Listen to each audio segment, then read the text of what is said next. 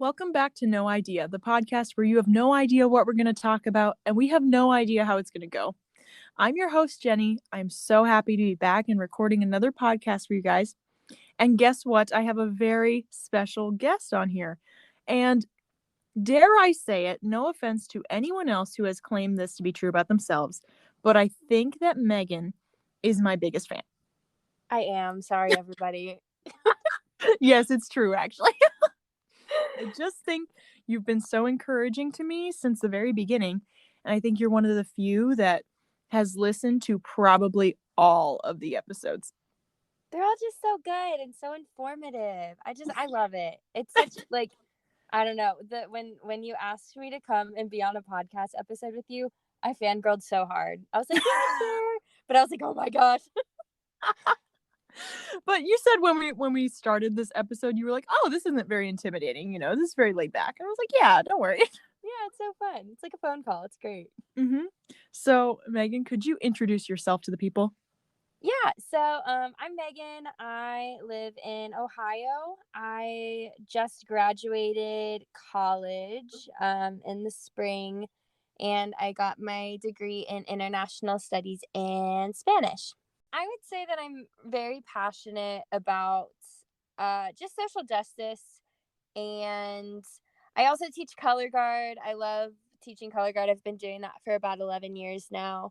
Currently, right now, I work for the public health department in my city, and I am working kind of just being the bridge between non-English speakers and English speakers and helping get a lot of education about like COVID, community events, that kind of stuff to non-English speaking communities. So kind of been doing that. It's been pretty fun.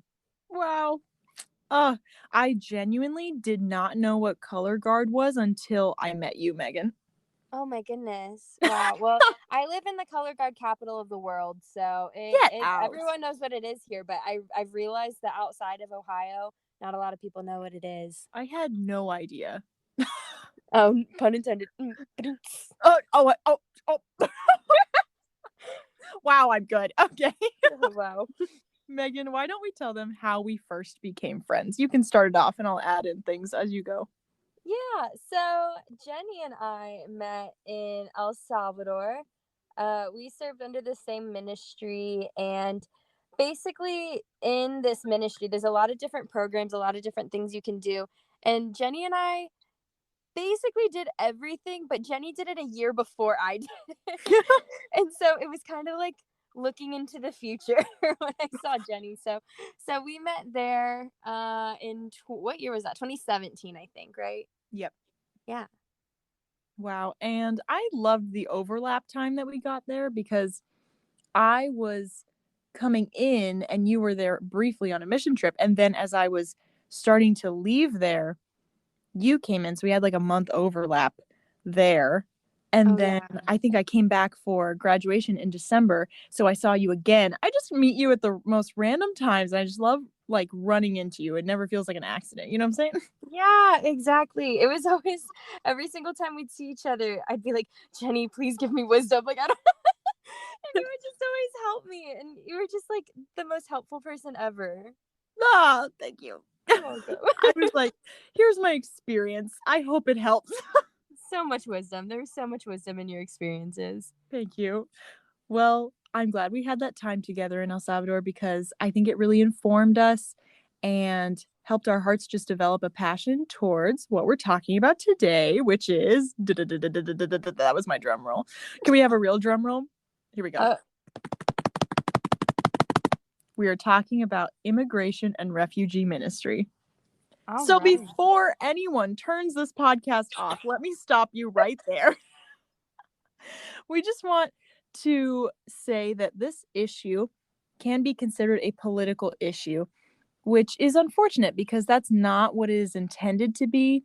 That's not, it wasn't originally a political issue, but it was a biblical issue. And the Bible actually has a lot to say about it. So that's why we wanted to just talk about that today. So Megan, would you mind defining what immigrant, refugee, and seeking asylum is? Yeah, so basically, a refugee is a person who has fled their own country because they were at risk of maybe a serious human right violation or persecution there. And so basically, a refugee is someone that flees their country because their safety was at risk. And so a lot of times they leave because they had no other choice. An immigrant is different from a refugee because immigrants will leave their country because they want to work or study or maybe join their family in another country.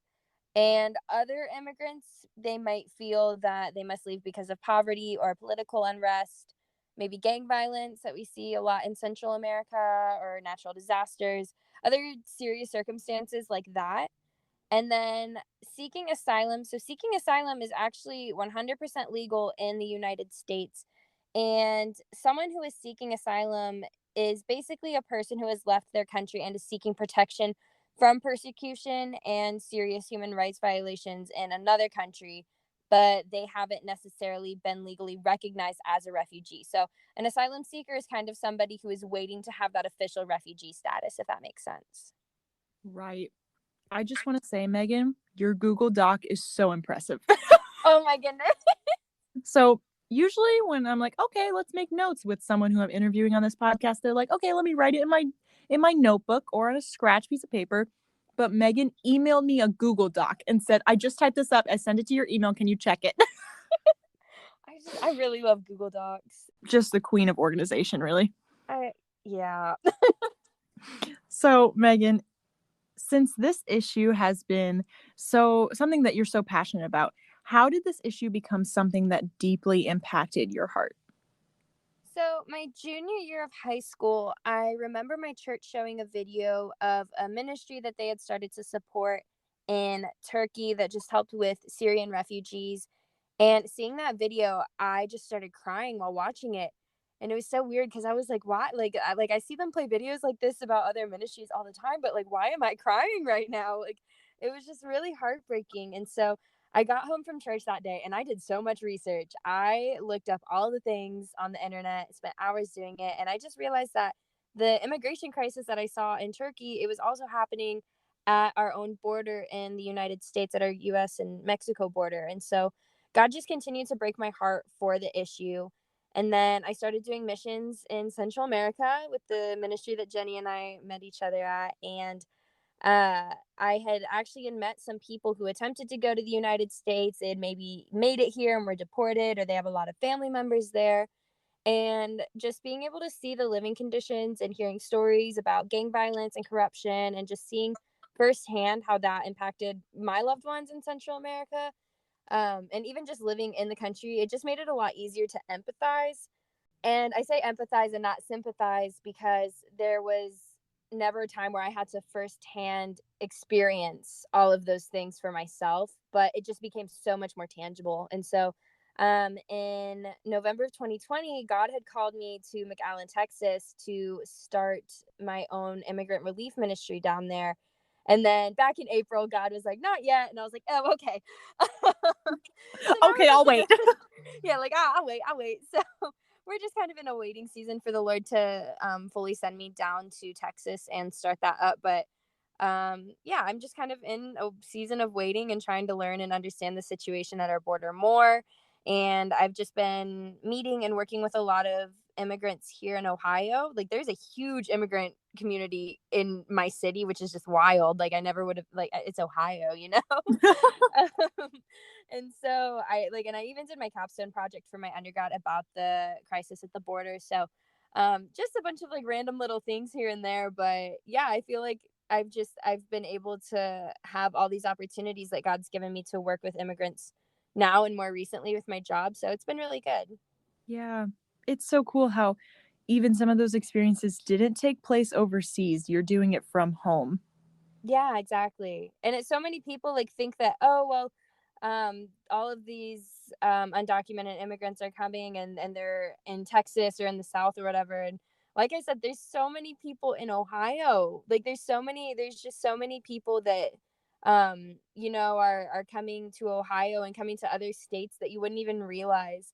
there's a really small town north of me, and there is such a huge Mexican population in this town. Like, you never would have imagined it's in the middle of a cornfield, and there's just like, like, I know, it's crazy. So you never know. You just kind of have to open your eyes and look around, and you'll see so many people from so many other backgrounds where you live.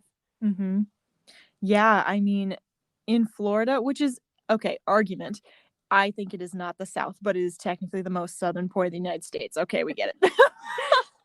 But growing up in Florida, I was surrounded by a lot of families, a lot of students my age in youth group who were from Brazil or from Guatemala or from Cuba, and just a lot of places like that. And their families were actually in the process of getting a green card or becoming citizens or trying to get legal. And so I was always surrounded by this immigration and refugee issue, but I didn't experience it firsthand, obviously. But I was just always aware that it was going on. And then when I went to El Salvador, I was 18 when I went there, had just turned 18.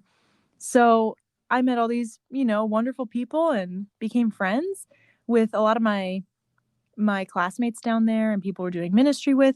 And then I remember one time one of my friends asked me, like, who did I vote for in the United States election? And I obviously was not old enough at that time that the election happened to vote. Mm-hmm. So that's what I told him. I said I couldn't vote. But I just realized, like, the issues that my family, the United States was voting on was issues that directly impacted his family directly. Mm-hmm. It was just crazy. And I just hadn't even thought about it like that before. And then my sophomore year of college, I took a wonderful class that was called Welcoming the Stranger. Literally the best class I have taken in my schooling career ever.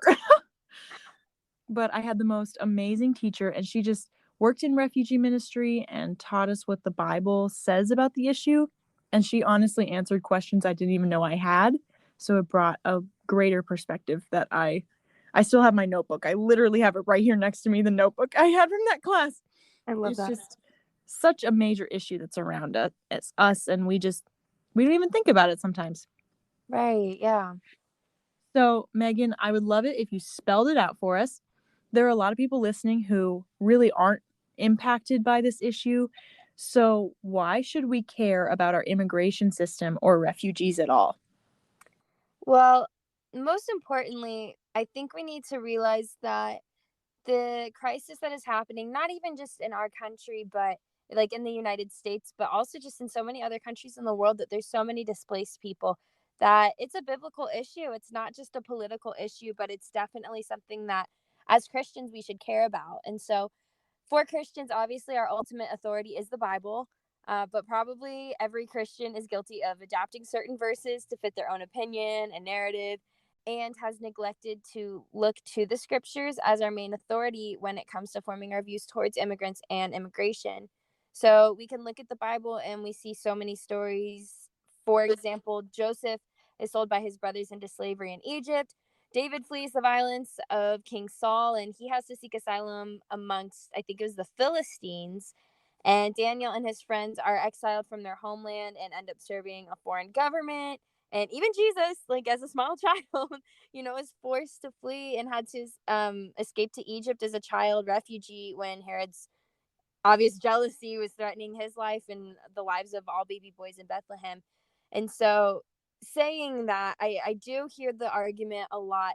Jesus was a brown immigrant, which is 100% true. There's no denying that. But it is important that we remember that focusing on Jesus's humanness takes away from his godliness. So social justice gospel can be dangerous in that aspect, because while it focuses a lot on the humanness of Jesus, we also forget that he was also God at the same time. And so, I don't know, we look at that. We can also look at so many other Bible verses. I actually wrote some down here in my Google Doc. But there's one in Deuteronomy. There's actually a lot in Deuteronomy, but one is Deuteronomy 10:19, and it says, "You shall also love the stranger, for you were strangers in the land of Egypt." There was some in Leviticus. Matthew 25:35 says, "I was hungry and you gave me food. I was thirsty and you gave me a drink. I was a stranger and you welcomed me." And one of my favorite verses in the whole Bible itself is Hebrews 13:1-3. And I wrote it down, and it says, "Let mutual love continue. Do not neglect to show hospitality to strangers, for by doing that, some have entertained angels without knowing it. Remember those who are in prison as though you were in prison with them, those who are being tortured as though you yourselves were being tortured." And I just think as Christians, it's so important to be able to empathize with people and to understand that, maybe we don't have to understand completely what someone is going through, but ultimately, God calls us to love one another. And I think doing that in helping people, whether that be emotionally or spiritually or physically, is so, so, so important in our call and walk with the Lord. That's exactly right. And it's so easy to think like, oh, let me read the Bible like Jesus was in Texas in 2020. Right. And there's just so many things that we can do while we're here at home because our love for people it's not supposed to stop when people from other countries come into our country, and we can't just reserve our love for a week-long mission trip to a different country for a while. And then you come back, and what do you do when you're home? Exactly. What would you say are types of factors that influence people's opinions of immigration? I would say some factors that kind of help form people's view of immigration. I really think the biggest one is just where you're located. Because, like we had mentioned earlier, Jenny, you being in Florida and me being in Ohio growing up, we have two completely different experiences when it comes to meeting other immigrants, meeting refugees, and all of that kind of stuff. So I think really it's the exposure that someone has unwillingly. But for me, obviously, now that this is something that the Lord has given me the passion to, I'm kind of looking for exposure in Ohio. And so I think really the biggest one is just location and how willing a person is to put themselves out there to see the other kinds of people in their community that's different from them. I think another one is also just the people that you surround yourself with. It's a lot easier as humans to see people that look like us, act like us, have the same beliefs as us, and kind of flock towards those kinds of people. But when we kind of get out of our comfort zone and go towards people that aren't like us, so we can learn from other experiences that are not like our own, then it'll kind of help us have a broader aspect. So I really think the biggest factor in just forming your opinion on immigration really just depends on how willing you are to step out and learn from other people and learn from other people's stories that are outside of the media but actual people, and also just where you're located and where you've grown up, because some of those factors, they can either be controlled or they aren't controlled. Right. Yeah, when we look at media, we just hear numbers. We don't hear or see faces. We don't hear, cries of people who are going through this journey to become legal, to get to a safe place. We just hear numbers on a screen, so it's just not the same. Exactly. There are several myths of immigration that we hear repeatedly here in the US. And so we made a little list of them. I would love it if I just listed them off and then you say why it's a myth, why it's not true, and correct us and say what the truth is about these myths that are going around. Are you ready? I'm so ready. Okay. Number 1. Won't the immigrants take all of our jobs? No, they will not. So, immigrants are typically attracted to growing regions, and so they increase the supply and demand sides of the economy once they're where they decide to locate to. And so, expanding employment opportunities is something that they do in helping our economy, because obviously, with the more people that are there, the more jobs that are needed. So, I'm not an economics person at all, but I feel like that's kind of basic common sense, that the more people that are there, the more employees that are needed.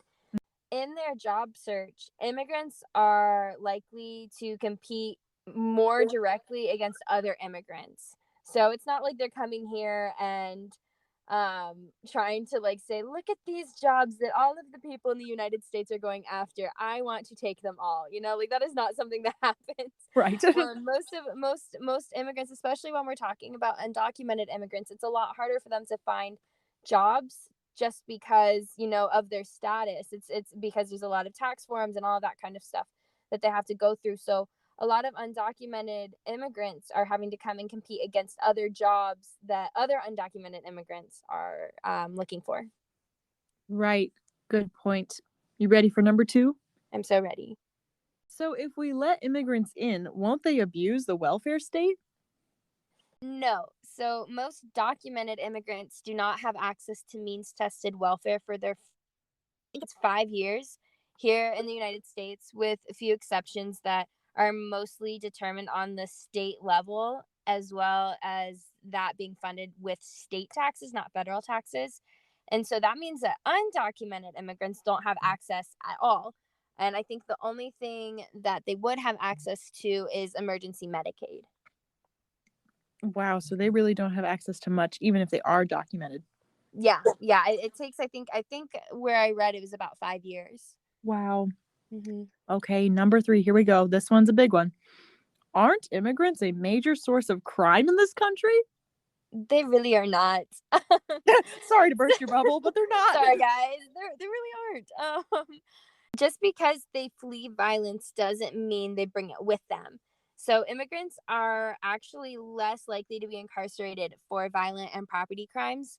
And cities with more immigrants and their descendants are actually more peaceful when you look at certain statistics. I got these off of the Pew Research Center, so I'm not just pulling these out of like my brain. But some immigrants do commit violent and property crimes, but overall they're less likely to do so. Gotcha. All right, number 4. Doesn't letting immigrants into this country increase the risk for terrorist attacks? No, it does not, because immigration does not correlate with terrorist attacks. And the risk of being murdered in an attack committed by a foreign born terrorist is also a lot smaller than it is by a domestically born terrorist.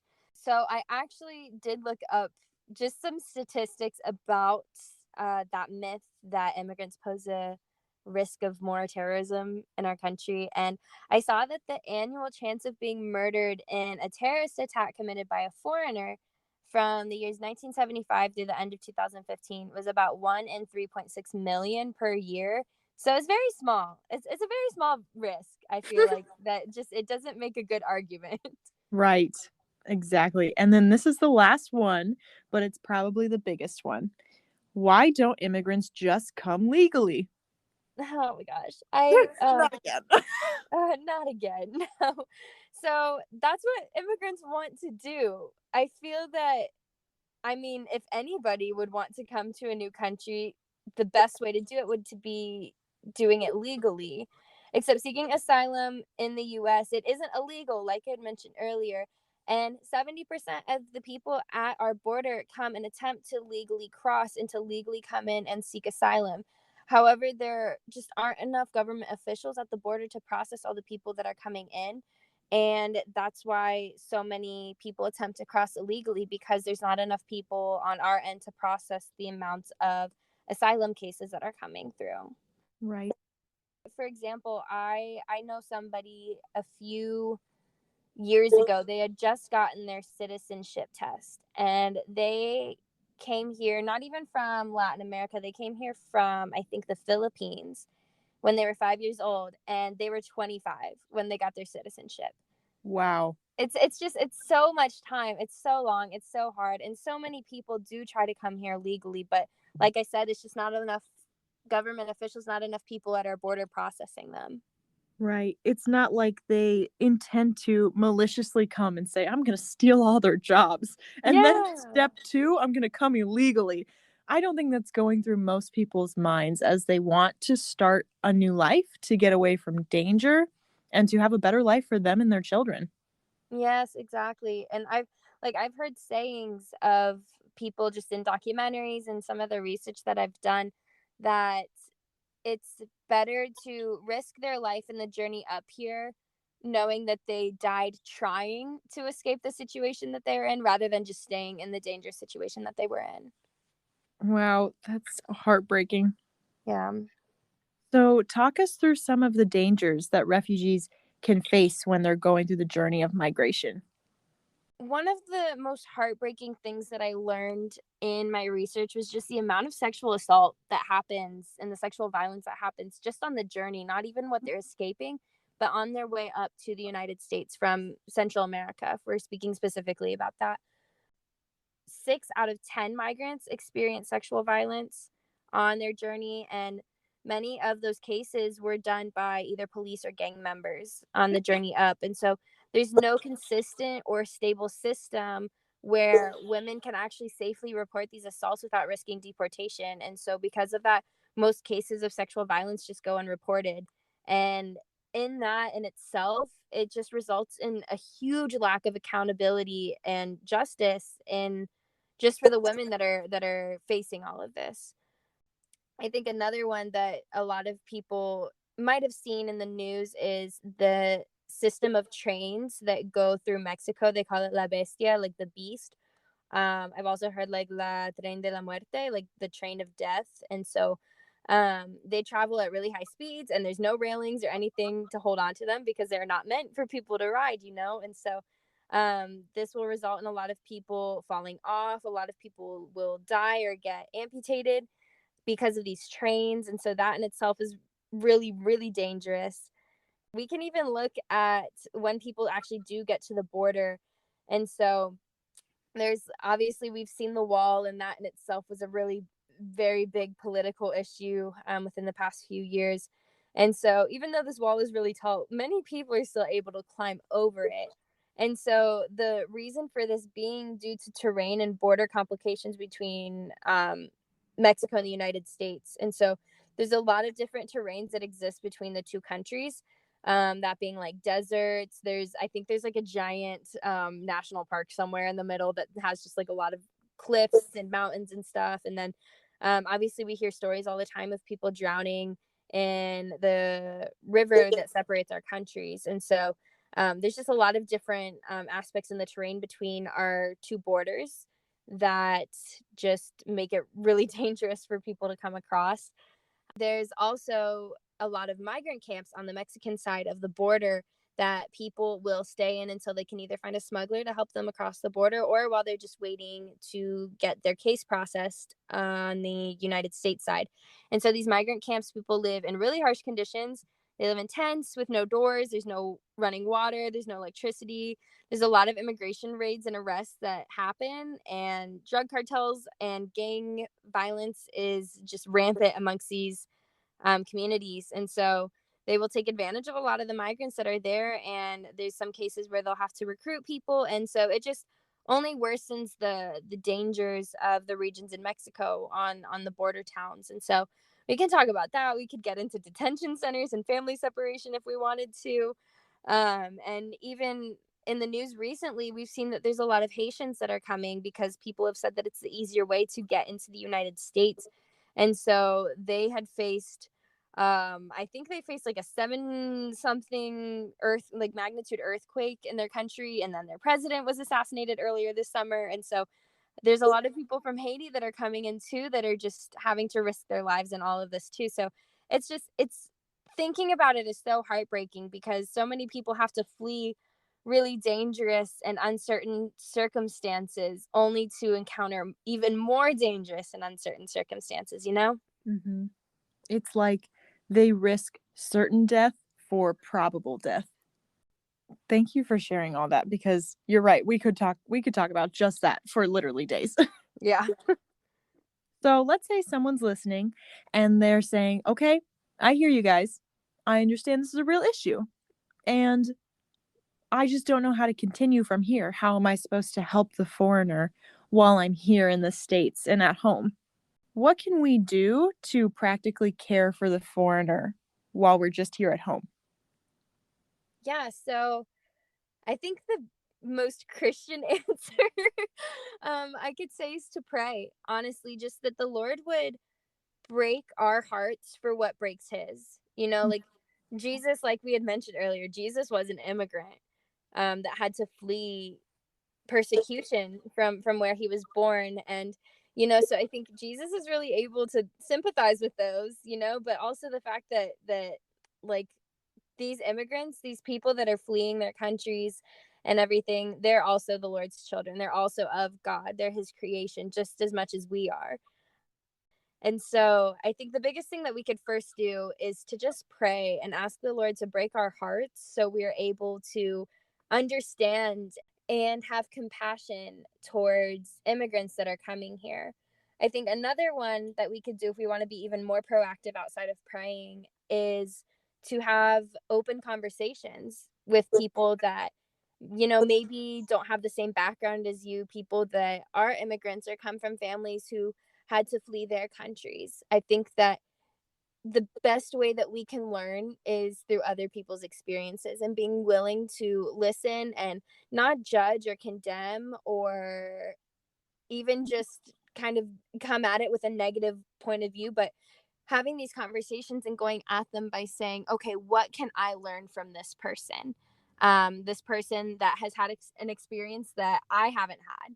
It's really easy for us to just kind of assume how they feel, but in reality, leaving everything that you know to go to a place that has a different language, different food, different lifestyle, different way of interacting with people, it is so, so difficult. And so just being able to have an open heart and an open mind to be able to listen and genuinely try to understand other people that are not like us is such a good way to understand the entire crisis that is happening not only in the United States but also in other parts of the world. Right. That's really good. And there are a lot of people who just, from lack of exposure or other reasons, just do not have a loving, compassionate heart towards immigrants or refugees of any type. So how can we have loving conversation with someone who says demeaning comments about immigrants? I think the biggest thing that people who have those comments, and I think anyone in general, what they want is to be heard. We all want to be heard in our opinions and in the things that, people who have these comments, a lot of times people just are genuinely concerned. They've exposed themselves to people that have told them otherwise that have kind of helped them form their own opinion. And so I think the biggest thing with people who are having these comments or saying these comments, the biggest thing that we can do is actually listen to them, even if we, don't agree with them or what they're saying. I think just having the mutual respect of, first of all, sitting down and just listening to what they have to say and trying to hear why they believe what they do believe. But in that, replying just with a sense of love and grace and compassion and doing it, and it's so cheesy, but we say it all the time, is what would Jesus do? Like, what would Jesus say? What would Jesus think? And so that's really important. But in that, I think it's also extremely necessary to educate people, with if you feel so inclined to do so, but like go and look online, look at people's stories, go watch videos on YouTube of some of the things that we've talked about. You could go and just kind of reach out to other people and just get their input on things. And so just kind of providing other stories, other opportunities, other resources for people that maybe think differently than you in when we're specifically talking about immigration, but I think really this could go for like anything at this point. Yeah. But I think that it is important to just be able to present a counter argument in a way that is graceful and in a way that is respectful to the other person. I think ultimately people just want to be heard in their opinions. And so when we sit down and genuinely listen to somebody and their concerns, they're more likely to listen to what you have to say in a counter argument. And it'll give them the ability to understand more the entire situation. Yeah, that's really good. And as I sit in front of my notebook that I took notes in from Welcoming the Stranger class, I'm opening to the page that says, how can we help open people's minds and build bridges? And the main things that they wrote, I remember this statement very clearly from that class. They said, thank the questioner for their question, even if it feels like an interrogation. And I just thought that was so powerful, like saying thank you if they ask you some kind of question like, well, why do you care? Or aren't they just going to steal our jobs? Thanking them for that question. Thank you for being curious. That gives you a breather to think about what you're going to say, first of all, and not respond in a mean way.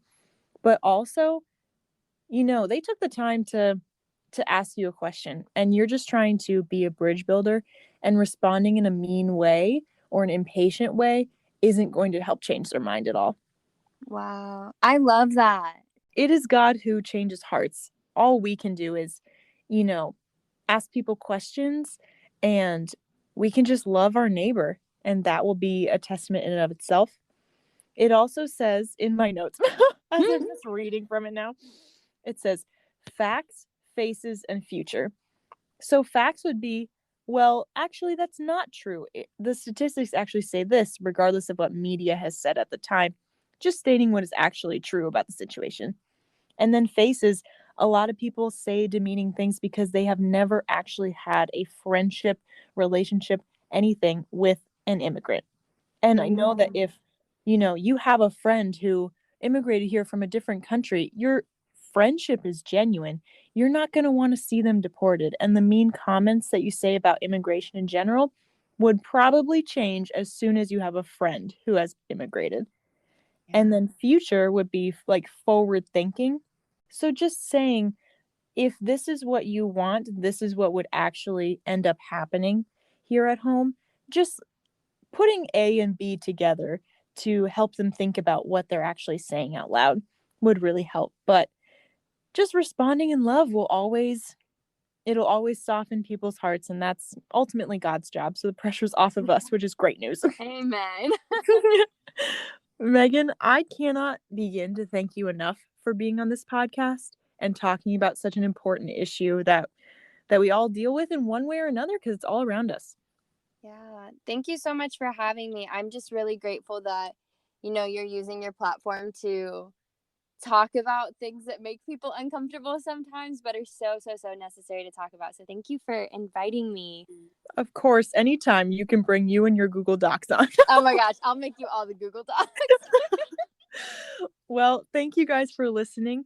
Go ahead and take something that we said, write it down in your journal, and apply it to your life in some way. Just continue to ask questions about this issue.